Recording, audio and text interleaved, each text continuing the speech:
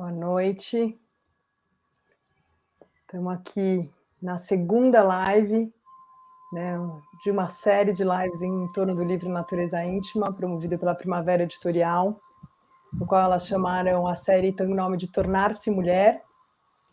Vamos lá. Com base nesse livro, que eu publiquei o ano passado junto com elas, o Natureza Íntima, Fendas de uma Mulher, onde eu acabei escrevendo sobre mim, as minhas experiências em me tornar mulher, vamos dizer assim, e de outras mulheres que eu acompanho, e troca com homens que estão perto, amigos. E a gente fez a primeira sobre processos iniciáticos. Hoje a gente está aqui com o Peu Fonseca, que é um amigo de pandemia, virtual ainda, mas uma pessoa que eu tenho uma admiração profunda por ele, pela família, pela história, pelo trabalho deles. E a próxima a gente vai fazer sobre ginecologia, com uma ginecologista também, irmã assim, desses estudos, desse corpo útero, ovários, que é a Bel Said. E assim a gente segue nesses encontros que ficam sempre gravados aqui, né, no canal da Primavera. E muito bem-vindo, Peu. Assim, eu falei antes, né, é uma alegria. As meninas me perguntaram com quem você quer conversar. E aí eu chutei alto.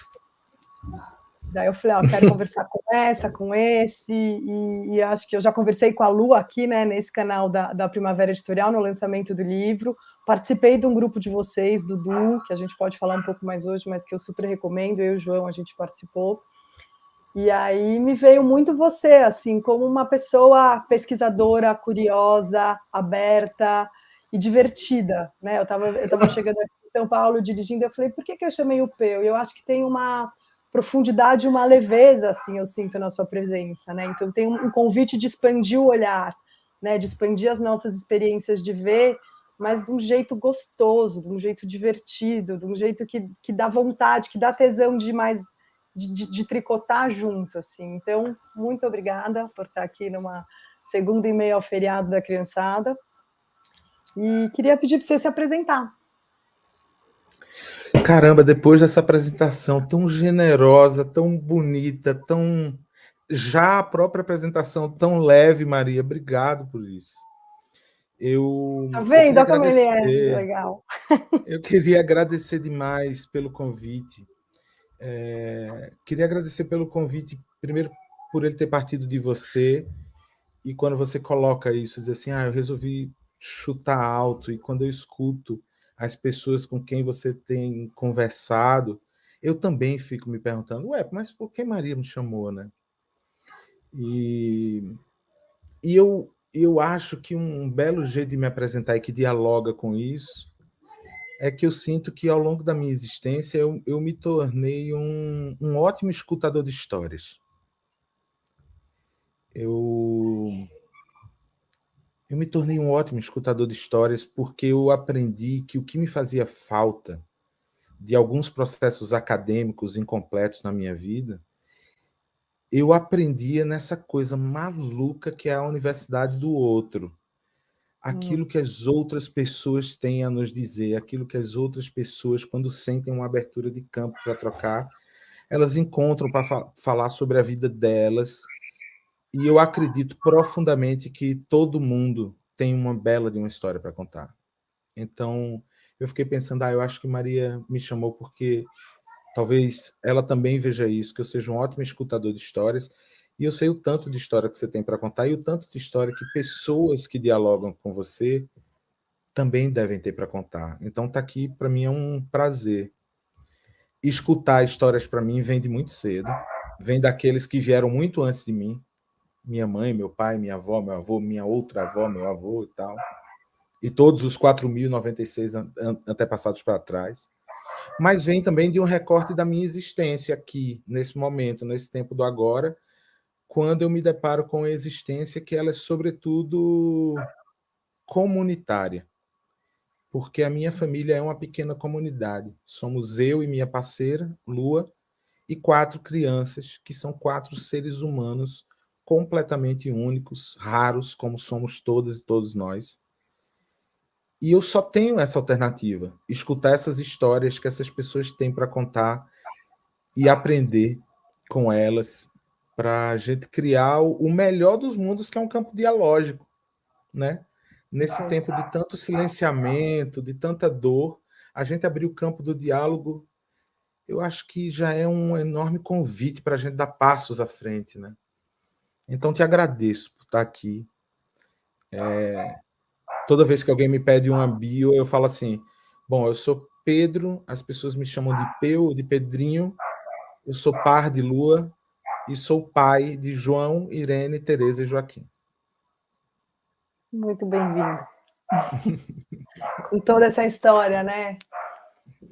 Enfim, o tema que elas provocaram a gente de trazer hoje é essa relação desse casamento, e eu gosto muito de não para o casamento instituição, logo de cara, a gente esbarra nele, porque estamos nessa sociedade em que boa parte da visão para o casamento é uma instituição, mas eu gosto, a minha linguagem é muito corpo, né? Então eu gosto muito de olhar o casamento e a integração, a harmonia dessas forças feminino e masculino na gente, né? O feminino e o masculino são duas energias que estão em qualquer ser vivo, né? E como a gente relaciona isso na gente, e a partir daí a gente se relaciona com o feminino e o masculino do outro, né? Não tem nada a ver com gênero, tem a ver com essas duas forças, né? Esse feminino que é esse redondo, né? Esse acolhimento, essa nutrição, essa expansão, e esse masculino que é esse vertical, digamos assim, né? Esse eixo que firma, né? Eu sempre gosto dessa visão de Shiva Shakti muito simplificada, mas que Shiva traz essa firmeza e Shakti, né, esse feminino, traz esse espiralo, e como é muito, um sem o outro não funciona, né? Então, como que a gente vai harmonizando isso? E a harmonia é diferente de equilíbrio, né? Não é 50-50, mas essas porcentagens, se a gente for usar, elas vão nesse pêndulo e vão brincando com a gente de acordo com a nossa necessidade, com o momento que a gente está. Então, acho que trazendo essa introdução, né? E aí por isso que ficou o casamento do feminino e do masculino, porque como a gente fala de relação, a gente se relaciona a partir do que está dentro, né? Tendo consciência do que está dentro ou não, né? E a gente não tem consciência de tudo que está dentro mesmo, então a gente vai nessa navegação, né? E eu fiquei com vontade de trazer até uma história recente de um atendimento. Eu estava atendendo assim muitas das minhas pacientes, acho que pós-pandemia e durante pandemia, as relações foram um grande issue, né? Foram uma grande questão, porque a gente foi obrigado a olhar para elas, né? Então, mesmo aquelas que a gente, enfim, ficava fora de casa, né? Principalmente o casamento, a família, filhos, né? A gente, sei lá, ou ficava trabalhando até mais tarde, ou jogava futebol, ou ia encontrar as amigas, ou ia no cinema, e aí a gente falou, meu, agora tá todo mundo aqui nessa oca, né? Nessa grande oca que é a casa, o lar de cada um, e como que tudo isso ia respingando, né? Como que eu sou afetada e afeto o outro. Então, nessa grande dança. E o casamento em si tem sido uma grande questão para muitas das mulheres que eu atendo. Imagino que vocês na Rede Amparo aí encontrem, né, no próprio duo, que tem a ver, assim, a ideia desse atendimento que eu quis trazer muito como é importante para qualquer relação, e é desafiador e é utópico, mas é possível e é real e é e não é, mas a gente está enraizado na gente, né? Como que eu me relaciono com o outro a partir de mim, né? Desse centro que sou eu em algum lugar, e não me relaciono com o outro a partir da expectativa que eu tenho. Então, a imagem que veio que eu quero trazer foi muito tipo de duas árvores, e como numa relação a gente enraiza cada um na sua raiz, porque às vezes a gente fica montando na árvore do outro, né? Que às vezes é divertido e é bacana, mas se a gente não tem aquela raiz que é da nossa membrana, da nossa singularidade, a coisa vai ficando muito patológica, né? Sim. Então, e um casamento, enfim, a gente, né? Você com 4 filhos, eu aqui com 3, eu tô com o João há 20 anos, você tá com a Lu há 15. Imagina, a gente já foi muitas árvores e muitas raízes nessa história toda, né? Então, eu fiquei com vontade, assim, de trazer para a gente essa perspectiva de eu em relação, né? E não o casamento em relação, mas eu em relação nesse casamento.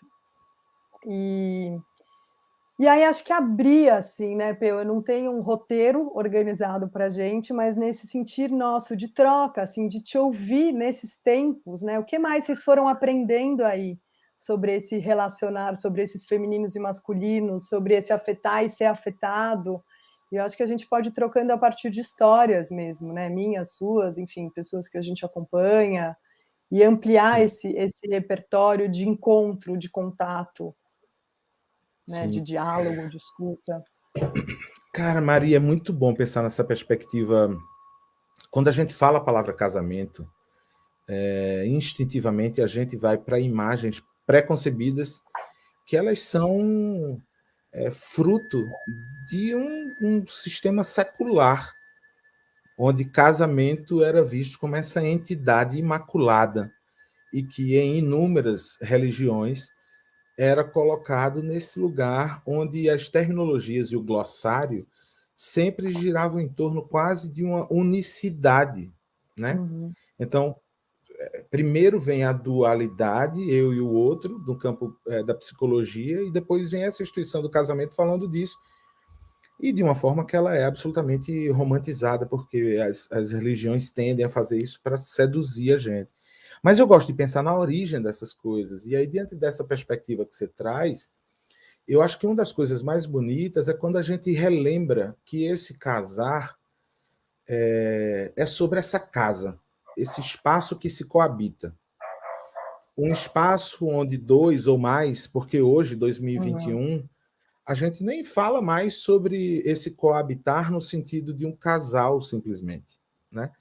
Essa relação amorosa, ela pode ser de um casal, pode ser de um trisal, ela não necessariamente é de um casal heteronormativo, ela não necessariamente é uma relação que atende a quaisquer outras concepções antigas ou mais opressoras nesse sentido daquilo que é propriedade, como era o casamento anterior, né, que tão difundido. E aí, quando eu fico pensando nesse recorte dessa coabitação,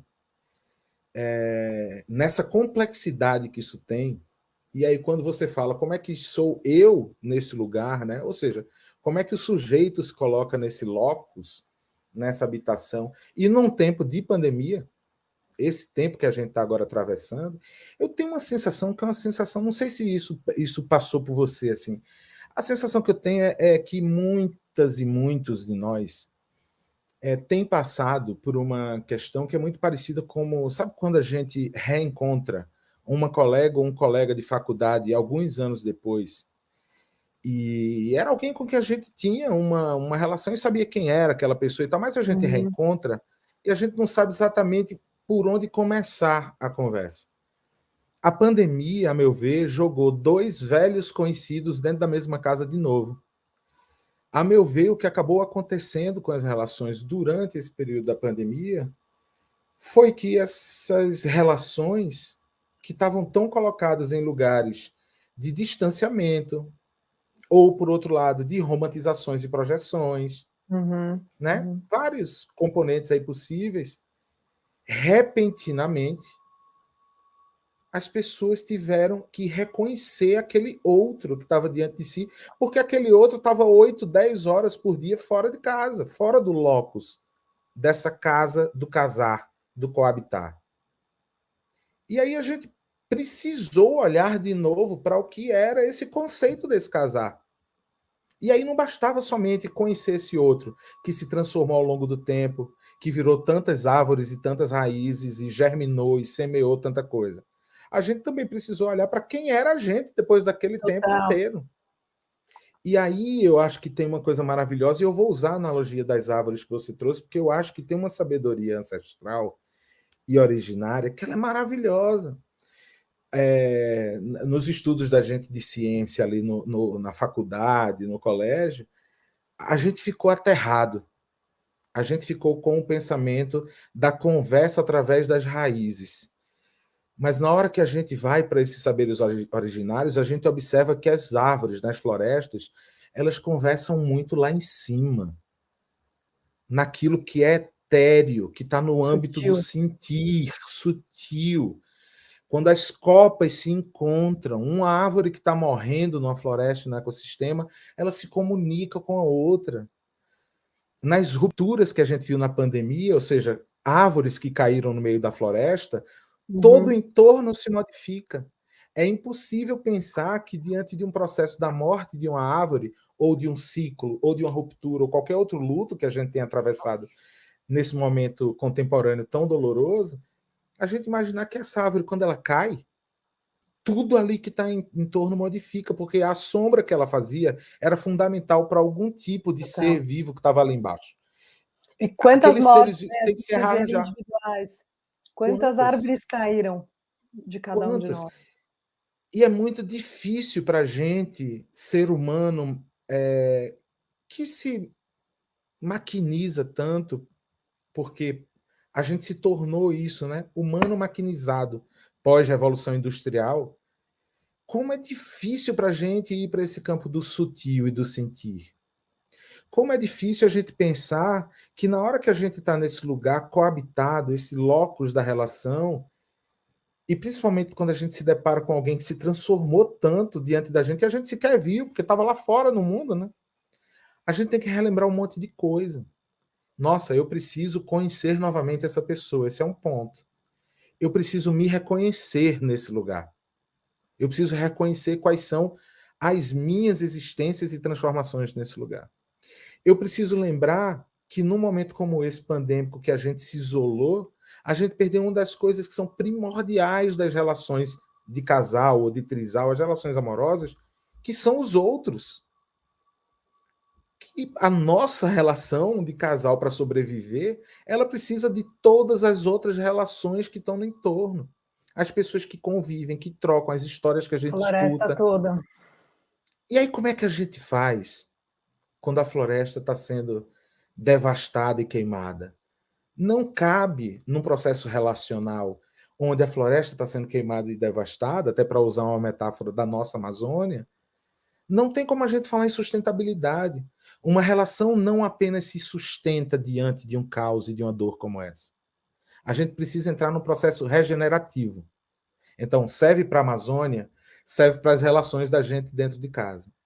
Se a gente achar, ou sentir, ou perceber, ou tiver a ideia de que essas relações, para sobreviver, elas precisam ser sustentáveis, vai ser pouco. A gente vai continuar emitindo mais gás carbônico do que a gente deveria.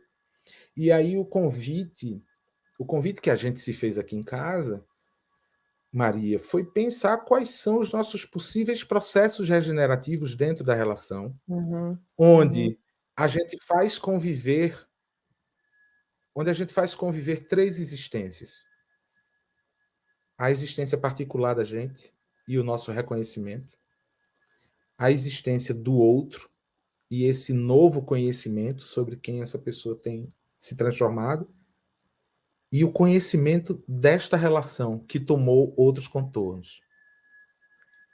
Então, a gente tem sido muito atravessado aqui em casa, e isso é dentro da porta da casa para dentro, mas nos espaços que a gente ocupa também com os nossos ofícios, né, de diálogos, de tentar perceber o que é a história de cada pessoa durante um período como esse, para a gente aprender junto.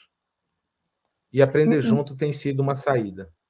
Me deu vontade de trazer um exemplo assim que me veio, que eu vivi recente, até para nomear isso que você está trazendo, né? Dessas dimensões. Então, na sexta-feira, eu tomei a minha segunda dose da vacina, e como na primeira eu fiquei de cama. Eu fiquei mal na sexta-noite, no sábado de manhã, e eu fui para o sítio antes, sozinha com uma amiga, que a gente foi trabalhar lá no retiro que eu vou dar lá, e o João chegou na sexta com a galera. Com os nossos, com outros além dos nossos, e cachorro e todo mundo. E eu estava mal. Ele chegou à noite, carregando sozinho, eu já estava na cama com febre, daquele jeito, tomando água, chá. Aí no dia seguinte acordamos, ele muito bravo comigo. Muito bravo, e eu mal mesmo, assim, sem força. Aí chegou uma hora que tinha esse particular, tinha o outro e tinha a relação. Eu falei, o que foi? Eu tô mal. Daí ele virou para mim e falou assim, mas você não podia ter tomado a vacina durante a semana para a gente aproveitar o fim de semana? E é maravilhoso quando a gente consegue nomear essas etapas, Super. né?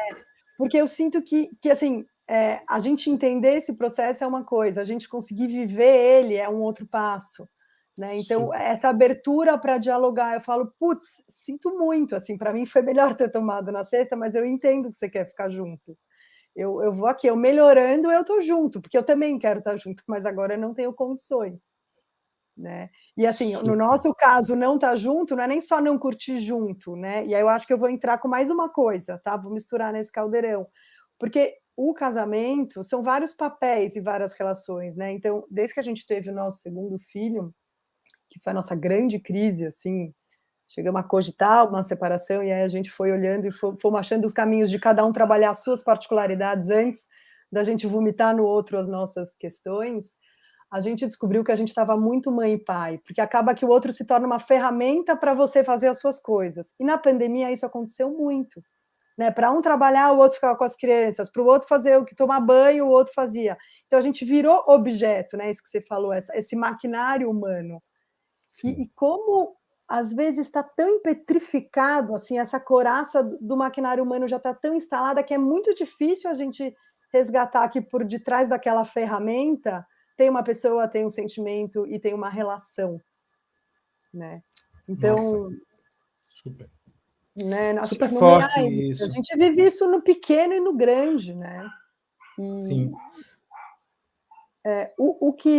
O que tem nos ajudado aqui é conseguir ter, e nem sempre acontece, né? Eu consegui aquele dia escutar ele de um lugar de escuta, porque eu estava naquele lugar naquele momento, mas às vezes né, a gente entra muitas vezes no embate, né? Então esse lugar particular sendo preservado, fica mais fácil a gente receber do outro e não projetar do outro o nosso sentimento e conseguir nomear, né, o nosso sentimento, nem que eles sejam divergentes, um queria tomar vacina durante a semana, a outra queria no fim de semana, né? Mas, assim, eu falei, tá claro, assim, eu consegui nomear um pouco esses lugares, porque é essa dança, né? E é 3D, é 4D, é 10D, né? Enfim, dei essa viajada. Tem um negócio aqui em casa que virou um mantra, que é: se você não me fala, eu não sei. Uhum. Virou um Todos os mantra âmbitos. nosso. Virou um mantra nosso. E eu acho que tem muito a ver com isso que é o João ter dito para você. Quando ele lhe pergunta, né? Você não poderia ter tomado isso, a vacina, no meio da semana? Eu acho muito legal a gente tentar pensar em todas as entrelinhas que estão aí, que na verdade, talvez ele pudesse ter começado dizendo: poxa, Maria, queria tanto que a gente tivesse aqui mais pertinho, curtindo esse momento. Mas ele levou a necessidade para o seu colo primeiro, que é uma coisa que a gente faz naturalmente quando a gente está regido pela raiva, pela frustração, né? Perfeito. E, e, e é isso, é uma tentativa de trazer para esse lugar, talvez por uma porta que seja uma porta que provoque um embate, porque à medida que ele coloca isso para você, você não deveria ter tomado a vacina no meio da semana, abre uma conversa, abre um ponto para conversa que é um falando do outro, né? Isso. E não de si. E tem um aprendizado que eu acho que é fantástico, que é em conversas como essa, a gente se colocar em primeira pessoa, mesmo. E essa é uma decisão radical para quem deseja colocar os diálogos com profundidade como parte do cotidiano. Total. Porque diálogo profundo com parte do cotidiano não é DR. Não estamos falando disso. Estamos falando sobre essa construção que acontece entre os indivíduos que fazem parte da relação, né? Então, quando você falou da frase que o João te disse, eu fiquei pensando: caramba, olha o João dizendo assim para Maria: queria que a gente estivesse mais juntinho esse final de semana, acabei de chegar, você está aí mole, pô, que pena que você está assim, tem alguma coisa que eu possa fazer para você sentir melhor? Não, é AstraZeneca, não tenho o que fazer melhor, estou aqui me transformando numa jacaré, então, né? E esse exercício do convite para a primeira pessoa, eu acho que ele modifica muita coisa. Total. Muita coisa. Muita Total. coisa. Inclusive nas respostas.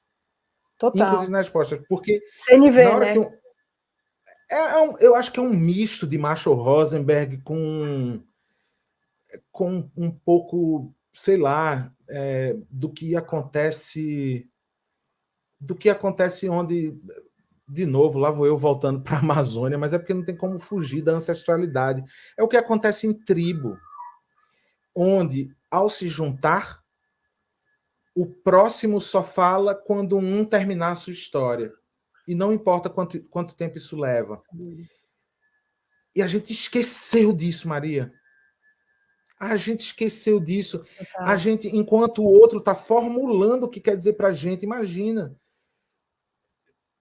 enquanto a gente está está pensando na formulando o que quer dizer, a resposta. gente já está pensando na resposta, que, Total.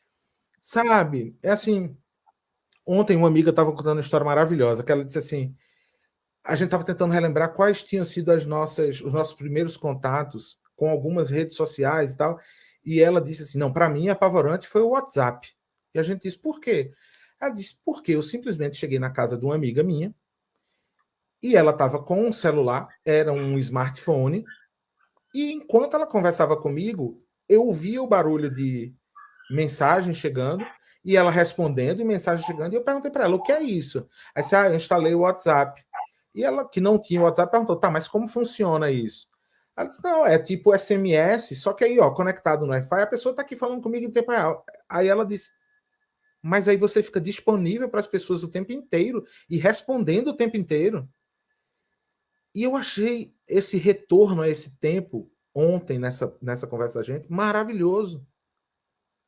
Porque a gente se encontra no momento, olha onde a gente chegou. A gente se encontra no momento da velocidade dobrada. Você manda uma Total. mensagem de áudio, você manda mensagem, e nem a sua voz mais eu escuto na modulagem, na frequência que ela tem. A gente Mas acho que apressa, você trouxe um outro tendão desculpa, de mas Aquiles. Desculpa. não, desculpa, eu acho que a gente, de repente, às Eu vezes acontece um delay, apressei. eu fiquei com medo de te interromper. Não, mas eu estava concluindo falando sobre isso, assim, a gente apressa a resposta e, com isso, a gente também apressa nossas perguntas e colocações. E as perguntas e as questões mal formuladas, elas podem levar a enviesamentos muito dolorosos na relação. E aí, nessa, a gente pula o sentimento. Ele fica na gaveta.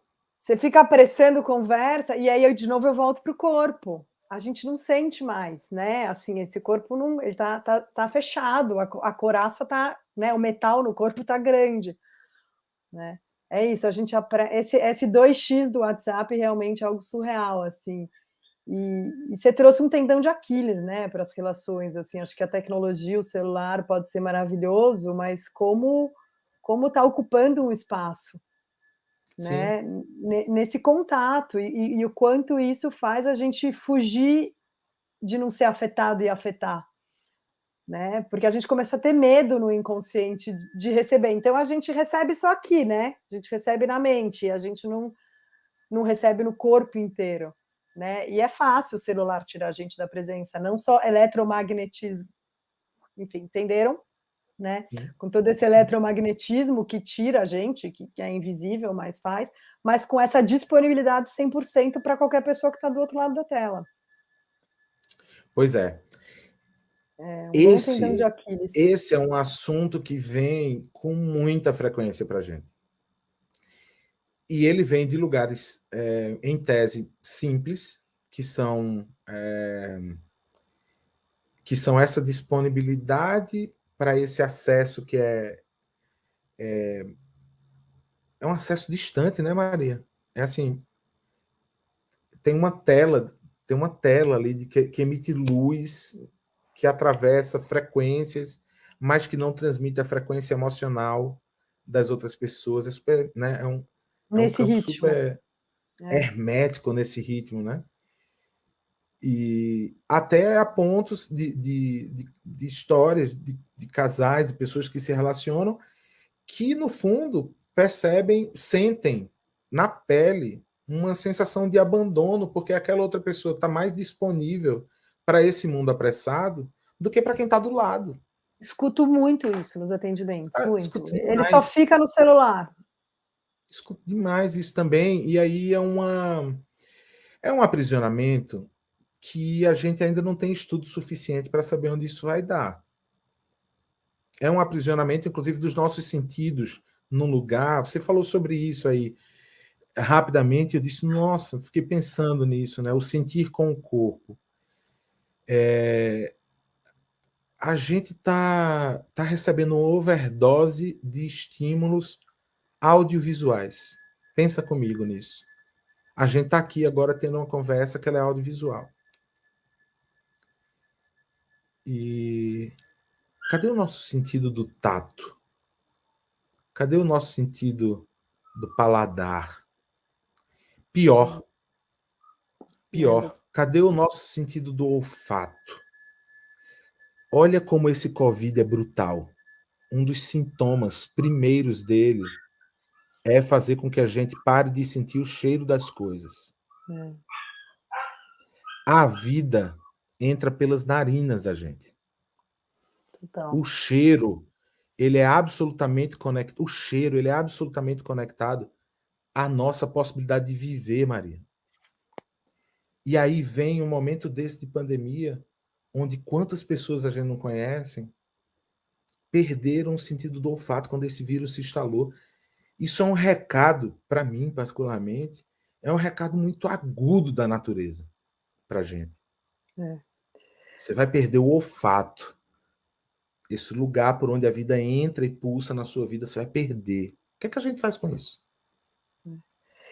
Eu dei um salto aqui nessa sua provocação, porque a hora que a gente perde o sentido, e aí eu vou dar esse salto para a sexualidade, que é o que conecta, o que integra e o que harmoniza esse feminino e masculino, né? Que é esse pulso vital de vida. Então, tudo isso, né? E se a gente não se questiona em relação a esse não sentir, né? Desde o fato de tato, de sentir o coração bater, de sentir raiva, de sentir medo, de sentir alegria, a gente vai ressecando o nosso sistema nesse sentido de pulso sexual. E esse feminino e masculino fica muito difícil, né? Vou explicar de uma forma bem simples, mas dessa Kundalini subir e umidificar o sistema. E aí o sistema vai ficando ressecado, e a irritação vem junto, e o ressecamento vem junto, e aí vai ser sempre você que fez. Porque na raiva é aquilo que você falou, eu faço isso, né? No pulso mais saudável do corpo, eu consigo bombar aqui para depois me relacionar com o outro a partir dessa bombada e não do dedo no outro, né? Então é muito interessante como realmente a cilada foi se fazendo ao redor de uma forma muito desafiadora da gente se desafogar disso tudo, né? Sem passar pelo sentido do corpo, assim. Para mim, isso é muito fundamental. É isso que você falou, é o toque. Imagina quantos casais, né, não se tocavam, quantos pais e filhos, né? Medo de toque, né? Medo de sentir, medo do que eu vou sentir, porque a gente perde o controle. Na sexualidade, a gente perde o controle. Se a gente realmente se entrega a essa onda, né? Como num parto. Né? Uma onda que a gente se entrega como num orgasmo, como num encontro de olho a olho, como numa grande gargalhada. Né? Esses momentos que a gente perde o controle que nutrem essa vida, mas como tudo isso foi se tornando uma grande cilada que quanto mais a gente se apegava, parece que mais a gente se afundava. Né? E aí eu me lembrei qual que é a ruptura, né? E aí às vezes são rupturas, às vezes é de com machado, né? Às vezes é uma criança que vem e salva a gente de um lugar enrijecido, às vezes é, sei lá, até uma piada no WhatsApp de vez em quando, assim coisas podem acontecer para tirarem a gente desse congelamento, né? E o quanto a gente pode trabalhar nos nossos poros, assim, para estar aberto a receber qualquer que seja a coisa da qual a gente não controla. Muito. No campo das sexualidades, tem uma coisa que é esse enrijecimento e essa falta de cuidado com o que é esse sentir na pele, que a gente vai adormecendo. O que para nós, homens, de forma mais recorrente, ainda é uma problemática, porque nos é ensinado ao longo aí de séculos que a nossa sexualidade tem a ver pura e simplesmente com o sentido fálico da vida. Total. Então, isso também é um processo para nós homens que desejamos rever o que é isso que está para muito além de uma epiderme. É um lugar de muita delicadeza essa descoberta. É muito delicado, é muito delicado. E aí tem um confronto disso. É um paradoxo que se estabelece entre essa observação contínua e, ao mesmo tempo, para que essas sexualidades e o erotismo continuem presentes na relação, a dose de mistério necessária para que nos afastamentos haja esse entendimento que esse mistério serve para o pulso do erotismo. nossa querida amiga e autora desta Bíblia, Não Deixa Mentir, Perfeito. dentre outras várias,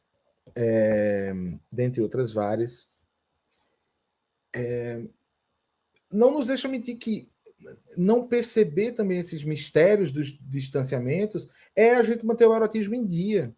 Sabe? Onde é que está a fantasia? Que cena você imagina e tal? E aí, Surpresa, vamos só voltar né? para a pandemia rapidamente, porque eu acho que é importante fazer esse recorte. Como é que cabe esse mistério? Como é que cabe esse mistério? Falando aqui para dentro da nossa bolha, mas entendendo a complexidade do tema. Mas como é que fica esse mistério para os casais que ficaram trancados, estão trancados, desde março do ano passado, num apartamento de 90 metros quadrados, com 1, ou 2, ou 3, ou 4 filhos? Como é que faz para que o mistério se mantenha nesse lugar onde você se esbarra para cozinhar, para faxinar, para lavar a louça, para forrar a aí tem que ter o cama? botão do, vou falar um palavrão, mas tem que ter o botão do foda-se, né? Algumas horas assim para tudo isso. Assim. Tem, e como é que faz? E assim, tem que ter esse botão. Tem que ter esse botão. E tem uma coisa que é muito difícil da gente fazer quando a gente está numa situação como essa que a gente vem atravessando, que é como é que faz para, nesses esbarrões do cotidiano, a gente aqui isolado, como é que faz para, nesses esbarrões, a gente ter muito discernimento sobre o que é esbarrão, sobre o que é carinho, sobre o que é desejo, sobre o que é uma provocação, uma brincadeira erótica? Que códigos a gente passa a utilizar? De onde vêm esses códigos? Porque são códigos novos. E São é esse códigos ping-pong, muito. né? E essa dança de dois, porque o de três, enfim, né? Tem esse. Eu vi um relato nessa turma que está acontecendo agora, do duo que Lua e eu fazemos. Eu vi um relato maravilhoso. Maravilhoso. Conta. De uma mulher falando que a pandemia tinha mexido muito com ela e que ela percebeu uma diminuição de libido e de desejo e tal. E que ela começou a recusar qualquer tipo. Veja só isso. Ela começou a recusar qualquer tipo de carinho do parceiro dela, porque ela dizia: eu sei onde isso aqui vai dar e eu não quero, não estou afim. E eles não estavam conversando sobre isso. E aí, na semana passada, a gente teve o primeiro encontro ao vivo com a turma, e você sabe como funciona. A gente teve uma conversa longa, e aí a gente transitou por esse assunto. E aí, depois do encontro, ela mandou uma mensagem lá no grupo, dizendo assim: gente, a gente teve uma conversa deliciosa aqui em casa sobre o que está acontecendo. E eu percebi uma coisa que eu não tinha me permitido perceber a partir da conversa que eu tive com meu parceiro, onde a gente colocou quais eram as questões que estavam postas no campo do erotismo. Quando finalmente a gente falou sobre o que estava acontecendo. E ele disse uma coisa que foi muito preciosa, que ele disse assim: não, mas nem toda vez que eu estou fazendo carinho em você é o erotismo se manifestando. Ou seja, ainda não havia um acordo pandêmico, digamos assim, para entendimento de que, às vezes, o carinho era o carinho. O carinho não era o erotismo se manifestando. Não, é muito louco isso. E a gente vai fechando, né? Se não dialoga, quer dizer, se não tivesse no duo, porque acho que você trouxe um outro ponto, assim, outro, né? Tô nomeando, tô empacotando aqui algumas coisas para a gente poder também interagir com as pessoas que vão assistir depois até. Mas eu acho que é um outro ponto que, não sei, aqui já era fundamental antes da pandemia, e com a pandemia ficou mais, mas ficou mais difícil, que é que espaço de diálogo a gente tem sobre a gente. Né? Então, assim, o duo, para a gente foi muito gostoso participar, não pelos conteúdos só, mas por ter esse espaço. Né? É assim, você acaba que você põe na agenda. Outro dia eu estava conversando com uma amiga assim, a terapia de casal, uma falando mal, uma falando bem, independentemente se acha um bom ou um ruim terapeuta, mas é aquele espaço que você cria para olhar para aquilo. Porque a gente chegou nesse ponto, tá tão desafiador que a gente precisa pagar alguém para ter o espaço para poder olhar para a história.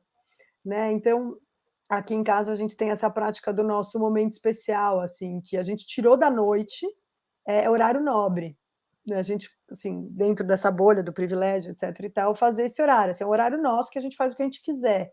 Pode ficar cada um numa cadeira lendo um livro, sabe, a gente pode ter relação, a gente pode sair para tomar café, a gente pode correr, a gente pode ver no seu a gente pode o que a gente quiser, mas esse lugar em que um tá com o outro e o outro tá com um, nutre esses espaços, e é onde essas conversas podem surgir, porque é isso, essa conversa não vai surgir quando um está dando banho numa criança, o outro lavando a louça, o outro fazendo jantar, o outro pagando a conta. Não vai dar para falar, olha, toda vez que eu te pego, ou o que eu gosto, né? Aquela sua frase é muito boa, o que você não me fala, eu não sei. Né? É como se a gente precisasse criar campos de escuta ao longo da vida, do dia a dia, né? Eu acho que isso é uma grande pérola para a qualidade das relações, né? Como que a gente cria, e no começo, às vezes é chato, eu brinco que tem vezes, assim, que o meu momento especial, tem semanas que eu tô tão puta com várias, que eu nem quero, eu quero inventar uma reunião para pôr no, sabe? Tem horas que a gente não quer, e é nesses momentos que é muito legal a gente se provocar, mesmo desconfortável, entrar em relação. Porque é isso, quando é muito gostoso, a gente vai nutrindo, mas é muito rico quando não é gostoso. Né? E se torna, se torna, sei lá, pode não se tornar gostoso também, mas se torna parte do processo. A gente não exclui isso do processo de viver junto. Né? Eu acho que esse espaço, esse campo é muito fundamental, assim. Que sejam muito 15 bom minutos, sei ouvir. lá. Sim. Não, achei muito bom ouvir sobre esse momento especial de vocês, porque eu fico pensando, Maria, eu fico pensando como é difícil, como é difícil para os casais, para os trisais, para quem tem criança dentro de casa, sabe, como é difícil fazer com que aconteçam esses momentos e que eles transitem entre duas esferas para que eles sejam realmente proveitosos. Um é a esfera ritualística, que é assim, não, a gente precisa desse tempo para a gente. Ritualístico nesse sentido de ser um compromisso, né? Mas, ao mesmo tempo, dentro do ritual, tem uma liberdade na abordagem do que é esse momento. Ou seja, não temos esse momento especial para marcar um X numa planilha do dia. Não vale despachar, aqui em casa essa é uma regra. Nós temos esse momento especial no intuito que é onde acontece, onde a gente, de novo, a gente reforça essa riscazinha que tem no chão da fronteira do que é a relação, que é onde a gente se encontra. É uma rega, né? É uma rega daquele terceiro ponto que você trouxe, dos processos regenerativos, né? O particular, o outro, e esse conhecimento da relação, né? Esse momento especial é uma rega, e aí acaba que essa rega expande para o particular e para o outro. Totalmente. Porque a relação, eu vejo a relação nesse lugar, a relação onde um indivíduo que vem de e ocupa e habita um determinado território, vem desse lugar como indivíduo, fala uma língua nativa desse território que ele vem, que ela vem, e tem uma outra pessoa que de repente a gente se encontra e ali se estabelece uma relação, e a relação, na verdade, ela acontece nem em um território, nem em outro. Ela acontece numa fronteira invisível, territorial, onde o diálogo, o encontro, a mágica, o erotismo, os papéis, eles acontecem na fronteira. Que é isso, não é nem que nem uma raiz. Desculpa, me empolguei. Se dentro de uma relação... Não, mas é porque se dentro de uma relação um dos dois está tentando puxar o outro para dentro do seu próprio território para falar a sua língua, a maneira como você enxerga o mundo, a relação perde o sentido. Você passa, na verdade, a fazer parte do território do outro e você esquece a sua língua nativa. Total, morreu. E a relação nesse sentido, quando a gente pensa no diálogo possível nesse setor de fronteira, é onde aquela língua falada naquela fronteira não é uma nem é outra. O diálogo ele nasce a partir do entendimento, que inclusive tem a mesma origem etimológica, nasce da possibilidade de ser criado um dialeto. O dialeto é esse encontro e mistura e mutualismo dessas línguas diferentes, ambas estrangeiras, e que, de repente, elas precisam se encontrar em um glossário novo nessa fronteira que se coloca lá. Isso. E é muito bonito de ver quando isso acontece. Relações onde alguém estava puxando o outro para dentro do seu território. Não, para dentro da minha família de origem. Porque na minha família de origem é assim. Não, porque os meus valores. Porque a maneira como eu acredito que educo as crianças. Porque...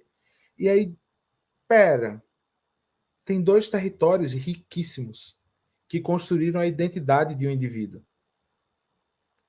Que lugar tão mais maravilhoso e valioso é esse, que é a fronteira, que é onde a relação acontece. É total, assim, estou com você nessa, e aí me vem que o casamento patriarcal surge do oposto disso. Total.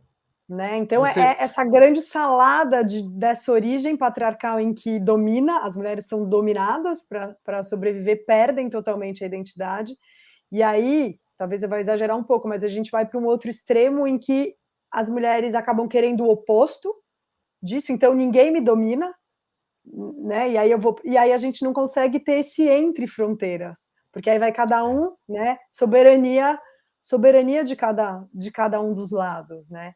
E aí esse rico fica pobre, resseca, né? Esse rico úmido que floresce, que fica nesse entre, fica ressecado.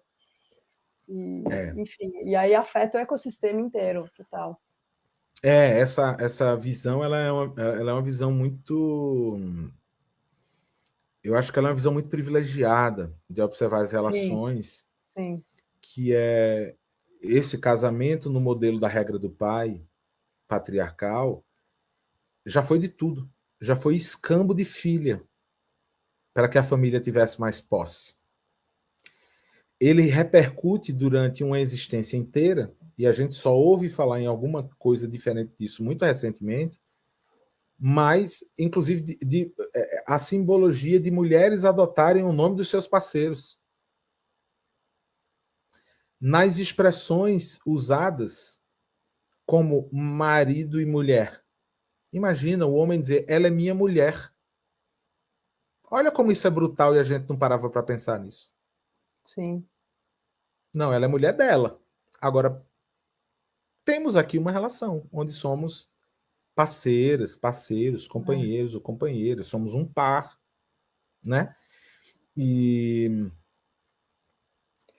esse é engraçado que quando você falou disso, né, que nessa regra, nesses extremos de separações, você falou assim, esse lugar do meio resseca, e eu fiquei pensando nisso, eu fiquei pensando que quando essa fronteira ela está bem estabelecida e os territórios eles topam conviver, o que delimita essa fronteira talvez deixe de ser uma risca no chão e vire um pequeno córrego, onde cada margem pode florescer coisas muito distintas.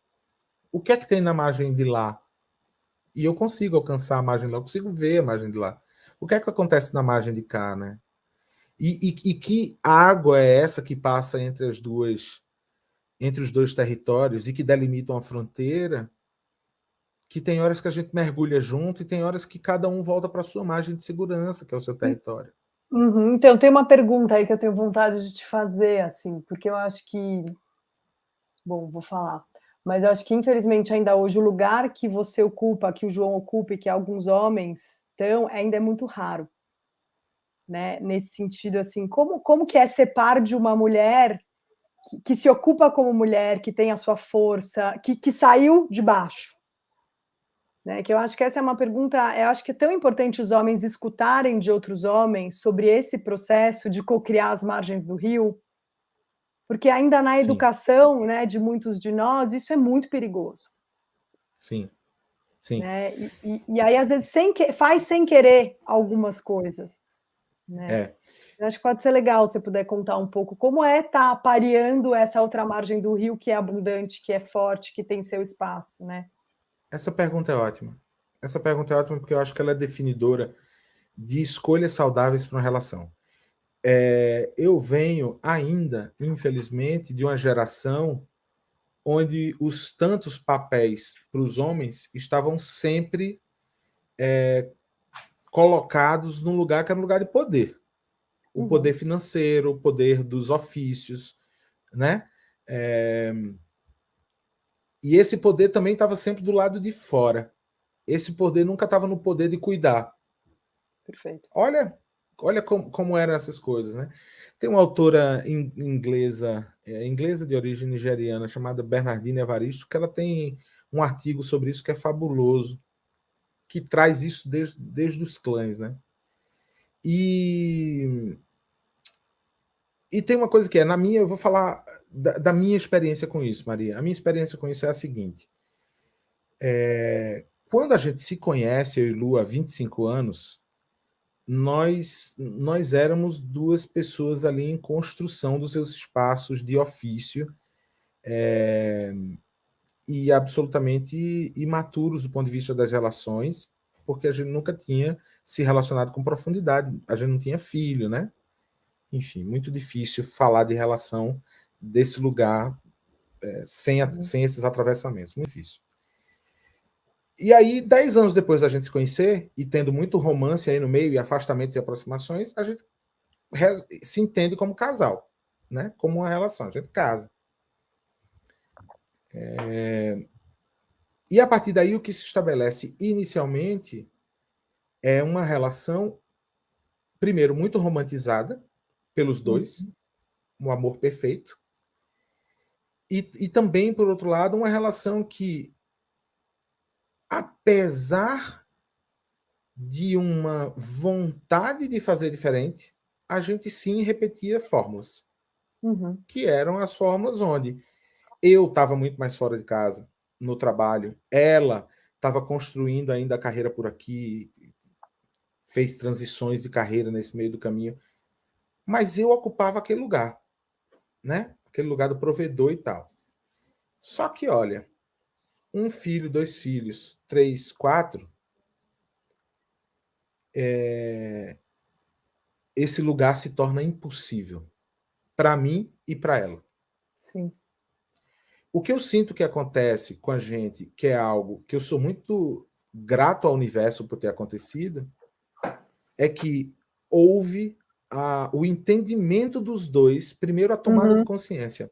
Primeiro a tomada de consciência sobre aquele modelo. Esse modelo tem alguma coisa errada, né?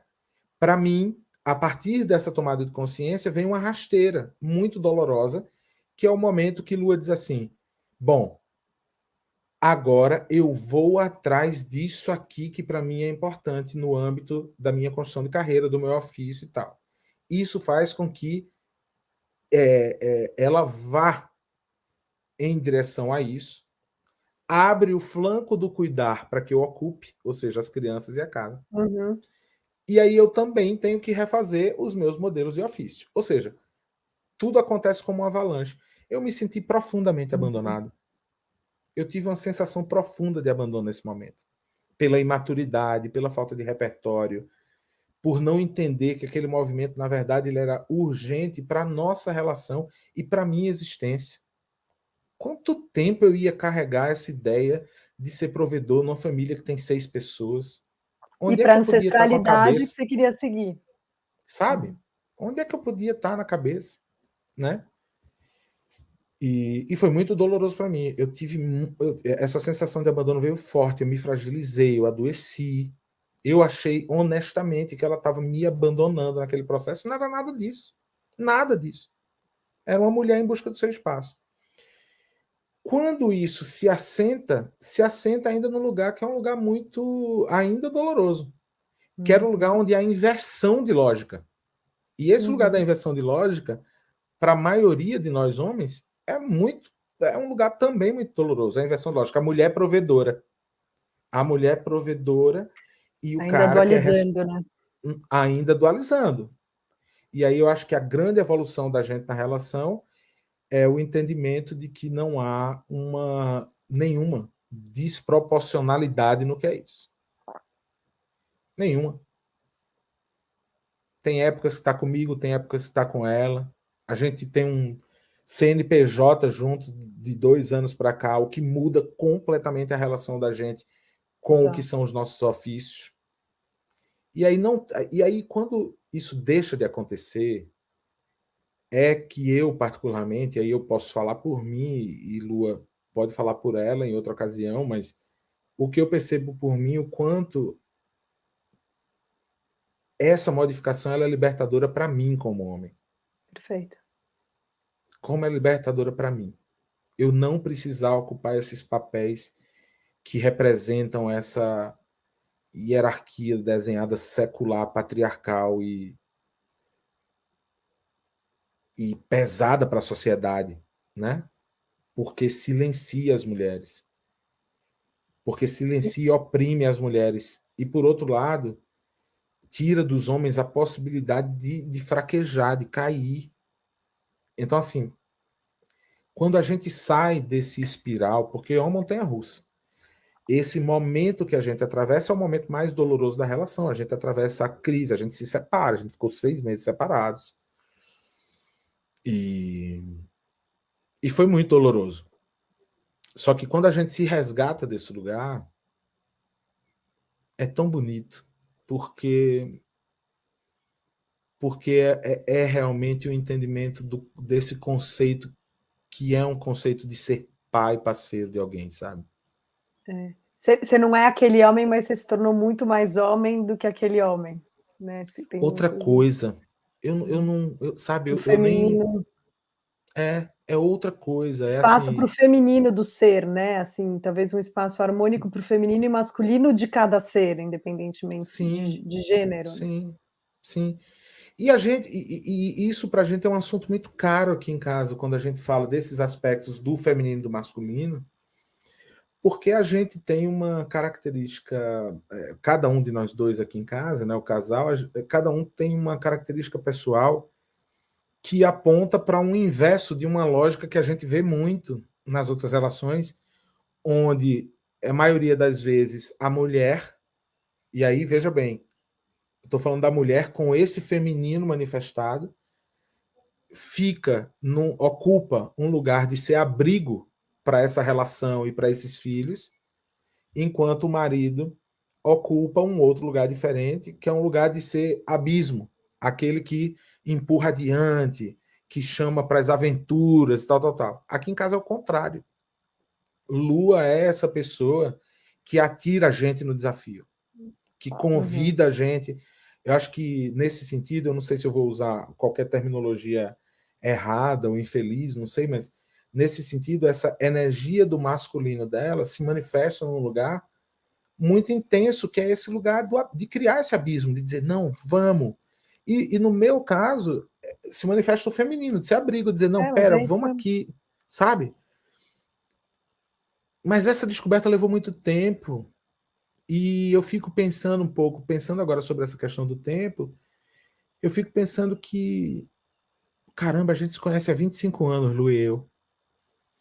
E, e isso precisou de muitos anos nutrindo uma relação que começa numa relação amorosa, mas de amizade, vai para uma relação amorosa de casal, vai para uma relação amorosa do maternar e do paternar, e se reconfigura numa relação que ela é regenerativa onde quer que ela esteja, em qualquer um desses lugares, em qualquer um Uhum.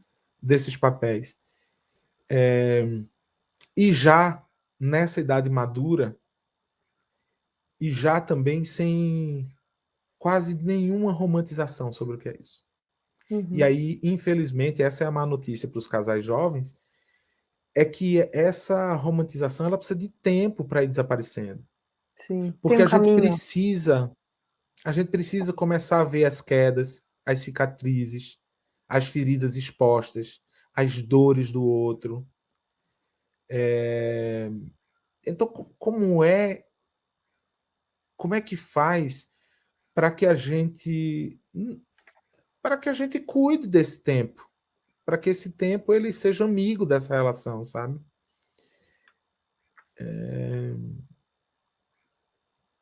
Eu acho que essa é uma pista para a gente se entender, assim, esse caminho de aproveitar esse amadurecimento natural do tempo com o amadurecimento sobre os diálogos do que é essa relação, né?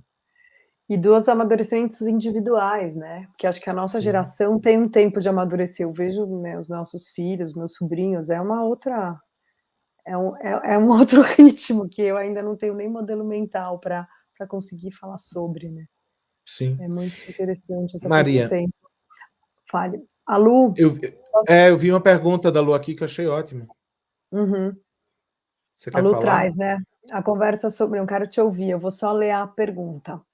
A conversa sobre o casamento gira muito em torno do casal e dos filhos. E como fica a relação quando os filhos já estão no seu caminho? Fica mais tranquilo, mais fácil? Adorei essa pergunta. Eu adorei essa pergunta. Como é que são as idades aí na tua casa? 10, 8 e 3. Bom, a gente tem um adolescente em casa, né? E eu tinha esquecido que era adolescência. Nossa, E nem fale. João, nosso adolescente, tem me feito um convite muito bonito, né? A adolescência, ela boa parte das vezes é vista como esse não lugar, né? Primeiro porque é o convite à ruptura com a casa, com os pais Uhum, para conquistar sua própria autonomia no mundo, uhum, negação da mãe e do pai, enfim, é visto sempre como esse não lugar, como esse não lugar.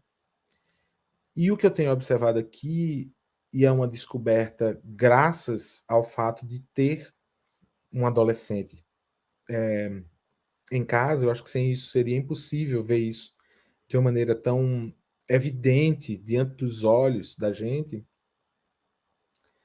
é que essa adolescência, no fundo, ela é uma ascensão, né?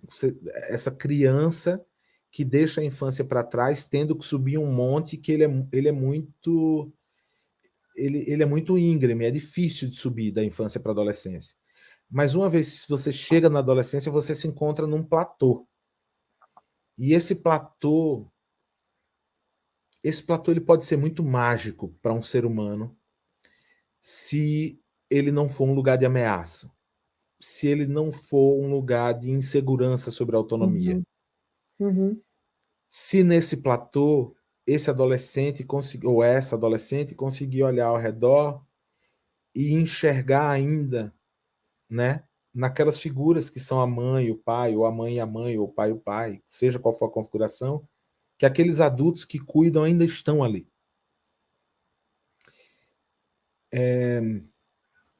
Quando eu olho para a minha história, eu vejo que esse platô foi um platô onde eu não conseguia ver meu hum, pai, era impossível ver meu pai desse platô, ele já tinha me abandonado afetivamente há muito tempo, e era muito difícil de ver minha mãe porque a labuta dela diária para que a vida da gente existisse, ela era muito intensa.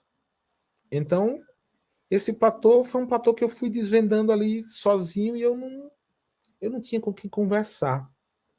Eu não tinha para quem falar sobre as minhas curiosidades sobre sexualidade, sobre droga, sobre o mundo lá fora. Não tinha. E aí, quando eu vejo um adolescente aqui em casa, que ele sobe, ele consegue escalar, né? Ele escala esse monte, chega nesse platô dele, e ele percebe que ele tem uma autonomia diante do mundo, e que ele vai andar sobre esse platô agora durante um bom tempo. Mas ele percebe que a gente ainda está ali, ele consegue ver a gente acessar. É tão bonito. É tão bonito. Eu não, olhando para a pergunta da Lu, eu não consigo dizer se é mais fácil ou mais difícil. uhum, Eu acho que há uma distinção entre o que é o compromisso dentro de uma relação, o que é o compromisso que se tem no processo da infância, de, de, de muita atenção e onde o cuidar ele se sobrepõe a tanta coisa. E quando os filhos começam a encontrar o seu próprio caminho a seguir, e aí a gente passa a fazer parte da vida deles de um jeito completamente diferente. O vínculo construído na etapa anterior, ele agora já serve a outra coisa. Ele serve também aos diálogos das relações que esse novo ser humano estabelece lá fora no mundo. Então, esse ser humano adolescente ou jovem adulto, ele pode trazer, se ele tiver construído com essa sua família de origem, uma relação de vínculo, né? Se isso estiver bem construído, esse lugar é muito novo para a mãe, para o pai. Assim. Para mim, particularmente, a grande descoberta não é sobre ficar mais fácil, sobre ficar mais tranquilo, mas é sobre uma disponibilidade diferente, que tem mais a ver com as descobertas sobre o mundo do que as descobertas sobre o reduto familiar, que é um ambiente muito seguro, controlado, né? Assim, no campo da infância. Para mim tem sido uma delícia. Para mim tem sido uma delícia ver esse adolescente saindo e voltando. Quando eu discuto, me vem para somar assim que talvez não é que muda, né? A gente acaba considerando um caminho todo, né? Os filhos vão crescendo, mas a forma com que vai ser tem a ver com da onde veio, né? Não tem como a gente negar a origem da relação e tudo que ela foi vivendo, né? Acho que não acontece assim, agora os filhos saíram de casa, estão lá no seu platô, a gente está aqui e agora esse casamento tem esse espaço, esse tempo, não cuidamos mais só deles, cuidamos da gente, mas para mim isso está diretamente ligado a como a gente só vem se cuidando desde então, né? Super. Então, não necessariamente é fácil ou difícil, mas é mais uma possibilidade que se abre para a gente olhar como a gente está se relacionando, né? E os ensinamentos são trazidos, são muito distintos, porque sabe uma perspectiva que eu adoro pensar? Que as crianças, elas veem diariamente, cotidianamente, muitas coisas pela primeira vez. Então, ontem, Joaquim chegou em casa de uma caminhada na trilha, onde ele achou um ovo de dinossauro. Um ovo de dinossauro. E ele trouxe para casa um ovo de dinossauro e lavou o ovo de dinossauro e vai levar para a escola quarta-feira. O ovo, nós não sabemos que espécie é aquela, mas é um ovo lindo, rajado de azul e branco.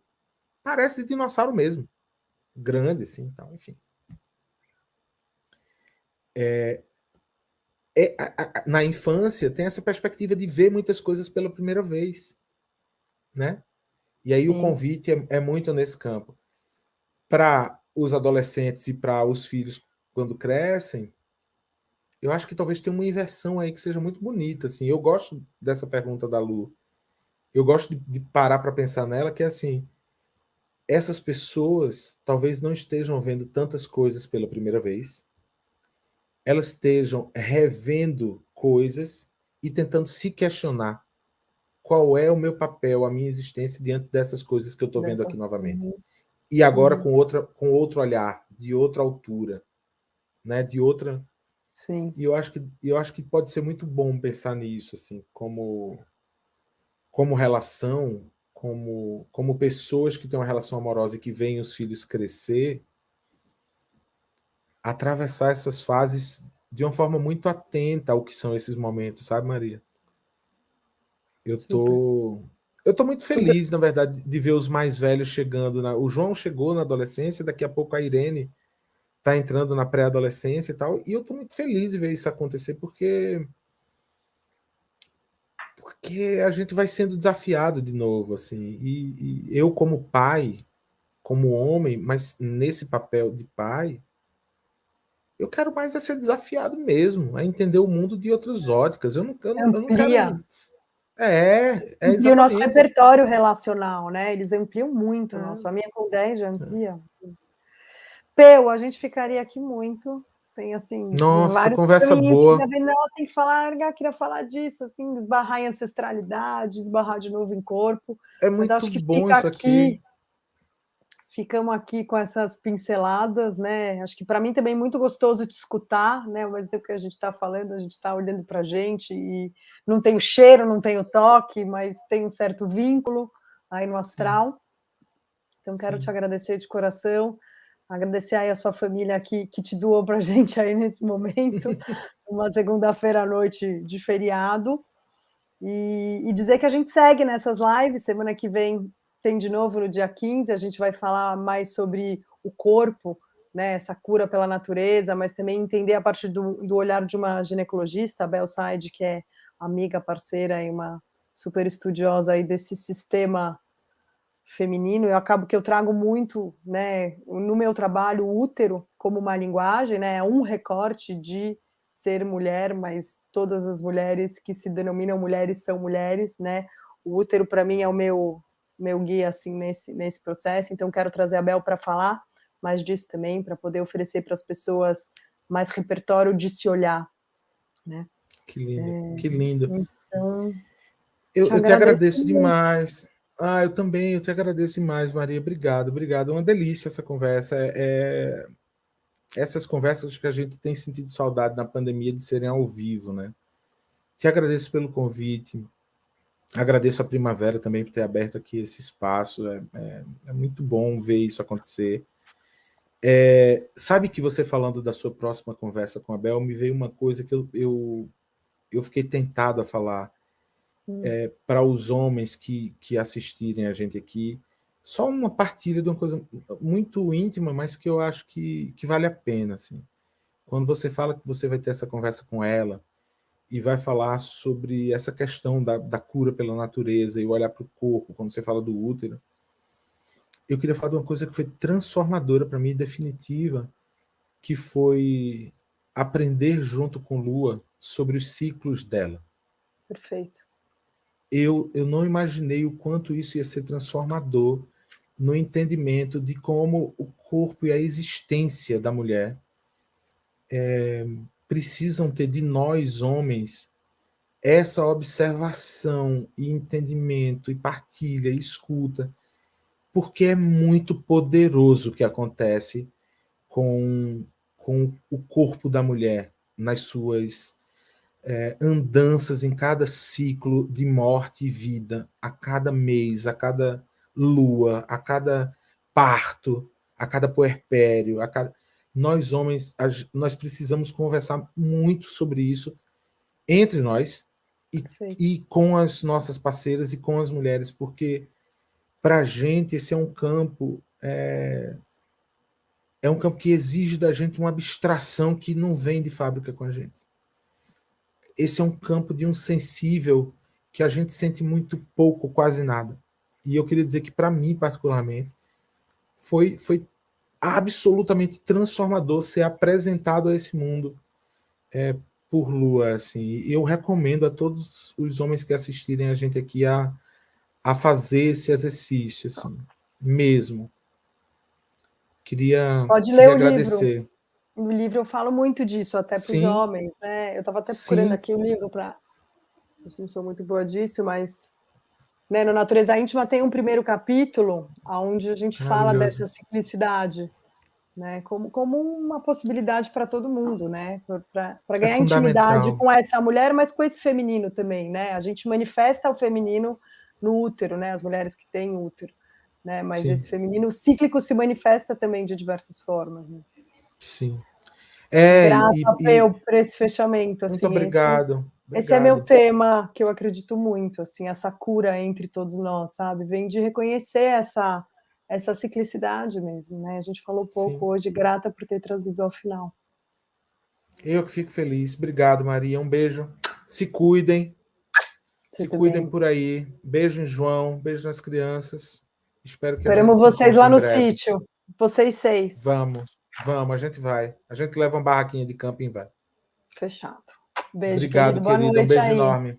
Beijo de todo mundo. Obrigado, você também. Boa noite.